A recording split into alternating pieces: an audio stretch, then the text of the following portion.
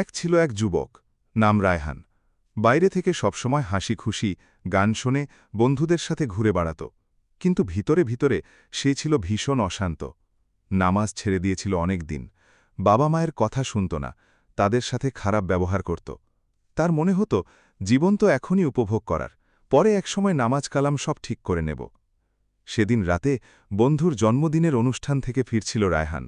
কানে হেডফোন, মোবাইলে জোরে গান বাজছিল। হঠাৎ রাস্তার পাশে অ্যাম্বুলেন্সের আলো দেখে থমকে গেল। অনেক মানুষের ভিড়। কৌতূহলবশত সে এগিয়ে গেল। একজন লোক দুঃখিত গলায় বলছিল, ছেলেটা একটু আগেও হাসছিল, গান শুনছিল, এখন লাশ হয়ে পড়ে আছে। বয়স তোমারই মতো। রায়হানের বুকের ভিতরটা হঠাৎ যেন শূন্য হয়ে গেল।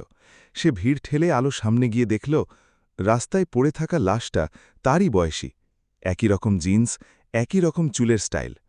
মুহূর্তের জন্য তার মনে হল যেন নিজেকেই দেখছে। সেদিন রাতে রায়হান ঘুমাতে পারল না। বিছানায় শুয়ে বারবার একই কথা মনে হচ্ছিল। যদি আজ আমারই মৃত্যু হয়ে যেত, আমি কি জবাব দিতাম আল্লাহর সামনে? কত নামাজ ছেড়েছি, কত গুনাহ করেছি, কতবার বাবা মাকে কষ্ট দিয়েছি। চোখ বন্ধ করলেই মনে হচ্ছিল কবরের অন্ধকার, প্রশ্নের উত্তর না জানা, আর আল্লাহর সামনে দাঁড়িয়ে লজ্জায় মাথা নিচু করা। ভয়ে তার শরীর ঘামে ভিজে যাচ্ছিল। ফজরের আজান পড়ল। অনেকদিন পর রায়হান বিছানা থেকে উঠল। হাত কাঁপছিল। অজু করতে গিয়ে পানির প্রতিটি ফোঁটায় তার চোখে পানি এসে পড়ছিল। অজু শেষ করে সে ঘরের এক কোণে জায়নামাজ বিছাল। নামাজে দাঁড়িয়ে আল্লাহু আকবার বলতেই তার গলা বুঝে এল। প্রথম রাকাতেই সিজদায় গিয়ে আর উঠতে পারল না। সিজদায় কপাল রেখে সে ফুঁপিয়ে ফুঁপিয়ে কাঁদতে শুরু করল। তার কান্না যেন আর থামছিল না। ইয়া আল্লাহ, ইয়া রহমান, ইয়া গাফুর, আমি অনেক বড় জালিম, অনেক বড় গুনাহগার। আমি তোমার দেওয়া চোখ দিয়ে হারাম দেখেছি, কান দিয়ে হারাম শুনেছি, মুখ দিয়ে মিথ্যা বলেছি। তোমার দেওয়া সময় নষ্ট করেছি গানে, আড্ডায়, অহংকারে। বাবা মায় হক আদায় করিনি, তাদেরকে কষ্ট দিয়েছি। ইয়া আল্লাহ, তুমি ছাড়া আমার আর কেউ নেই।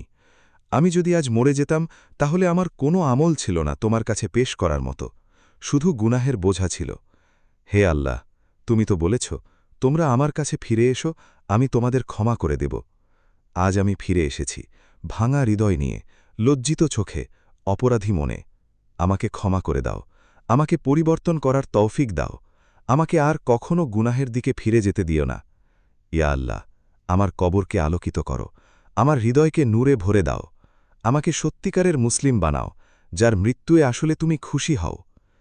সিজদায় কাঁদতে কাঁদতে তার গলা ভেঙে যাচ্ছিল, চোখের পানিতে জায়নামাজ ভিজে যাচ্ছিল।